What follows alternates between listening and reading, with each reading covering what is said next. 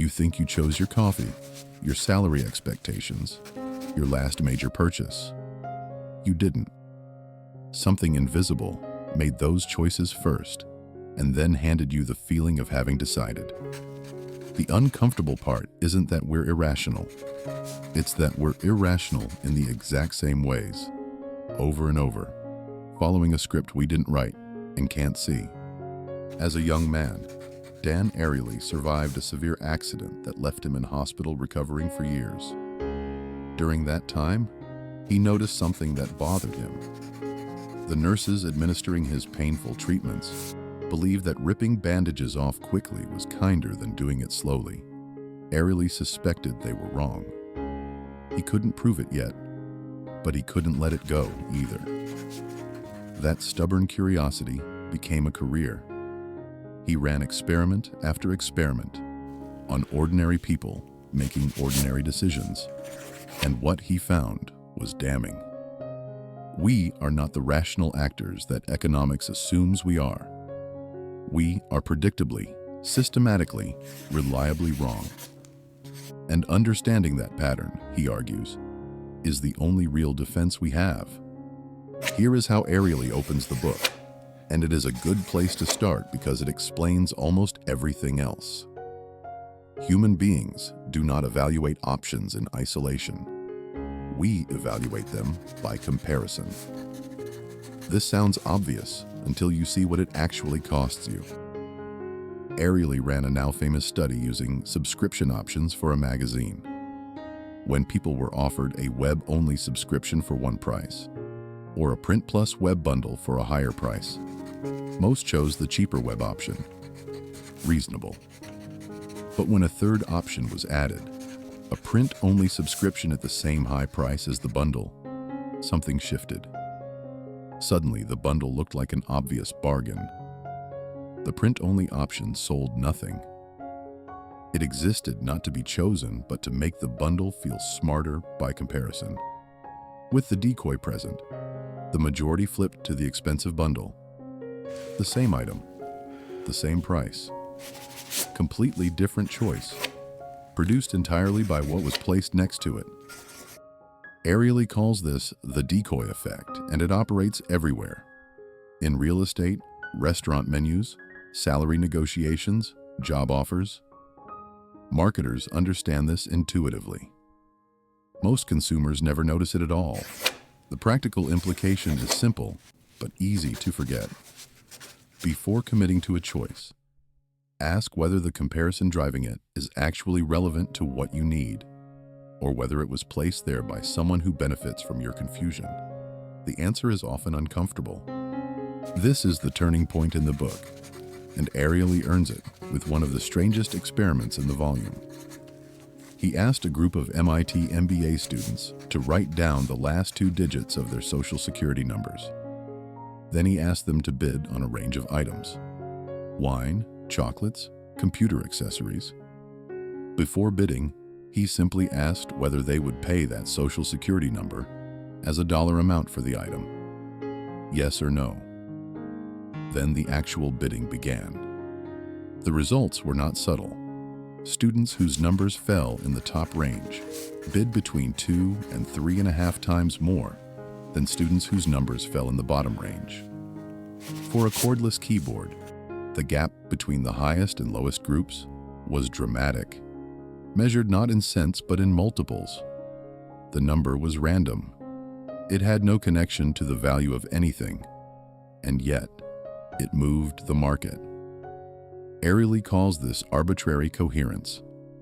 The first number you encounter anchors your perception of value, and everything after that gets measured against it. Once the anchor is set, your subsequent reasoning feels rational because you are comparing options consistently. But the baseline was arbitrary to begin with. This is why Starbucks could train an entire generation to pay several dollars for a coffee. They didn't just change the product. They changed the environment aggressively enough that customers abandoned their old price anchor and built a new one. Once you have paid that price a handful of times, you have herded yourself into a new reference point. You did it to yourself, and it felt like a free choice.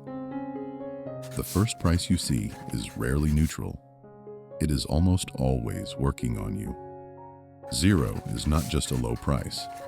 It triggers a completely different mode of thinking. Ariely demonstrated this with chocolates. When a Lindt truffle was priced at 15 cents and a Hershey's Kiss at 1 cent, most people chose the truffle. The value gap justified the price gap. Then the experiment shifted. The truffle dropped to 14 cents, and the Kiss became free. The relative difference between the two was unchanged, but now 69% chose the Kiss, and only 31% chose the truffle. 1 cent dropped to 0, and flipped the majority. That is not a small nudge. That is a collapse of rational comparison. Why? Because free eliminates the possibility of a bad deal. You cannot regret a free item the way you can regret a purchase that disappoints. 0 removes the downside calculation entirely, which makes the item feel unreasonably attractive relative to anything that costs even a small amount. Ariely traces this through Amazon's shipping experiments, where switching from a minimal shipping fee to free caused sales to spike sharply in ways that the fee reduction alone never did. The same logic appears again and again in promotions, memberships, and trials. Free does not just lower the barrier, it changes the emotional math. The implication is this: whenever something is offered for free, your brain stops doing cost-benefit analysis. That is exactly when you most need to do it. One of Ariely's most useful distinctions is between two systems of exchange that govern human behavior, and the catastrophic error of mixing them up. There are market norms, where transactions are explicit, prices are clear, and self-interest is assumed. And there are social norms, where favors are exchanged, relationships are the currency, and money is conspicuously absent. Both work. The problem comes when you accidentally apply one in the territory of the other. Ariely ran studies where people were asked to help with a task, either for a fair wage, for a small token wage, or for free as a favor. People working for free consistently outperformed people working for the small wage, and sometimes matched those working for the full rate. The moment a small payment entered the picture, people switched into market norm thinking and evaluated whether the effort was worth the money. It wasn't. So they did less. Law firms discovered the same dynamic when they offered to provide pro bono legal services to retirees at a reduced rate. Retirees declined. When the firms offered to do the same work for free, retirees accepted. The moment a price appeared, even a generous one, the social frame collapsed. For everyday life, this matters more than it first appears. Employers who build loyalty through social gestures and genuine community get something that wages alone cannot buy. And people who try to put a price on a friendship or monetize a relationship often find they have destroyed the thing they were trying to value. Ariely spends time on a problem most of us recognize but rarely name: the compulsion to keep our options open, even when keeping them open costs more than letting them go. In experiments where participants could close doors permanently or keep them available, people consistently sacrificed real money to avoid closing doors, even doors that led nowhere useful. Logically, a door with no value behind it is not worth preserving. Emotionally, closing it feels like a loss. This shows up in careers, when people pursue multiple tracks at half effort rather than committing to one. It shows up in relationships. In cities, people stay in out of habit rather than choice. In subscriptions that go unused because canceling feels final.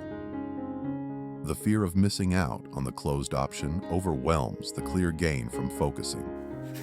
Ariely's finding is not that commitment is always right. It is that the cost of perpetual optionality is real It is paid in attention and resources, and we almost never account for it. We treat keeping options open as free. It isn't. And this connects back to the hook. So much of what we think of as deliberate choosing is actually avoidance. We're not selecting, we're deferring. The illusion of control turns out to be the most expensive thing we own. Ariely is not telling you that you are broken. He's telling you that the machinery running beneath your decisions follows rules, and those rules can be understood.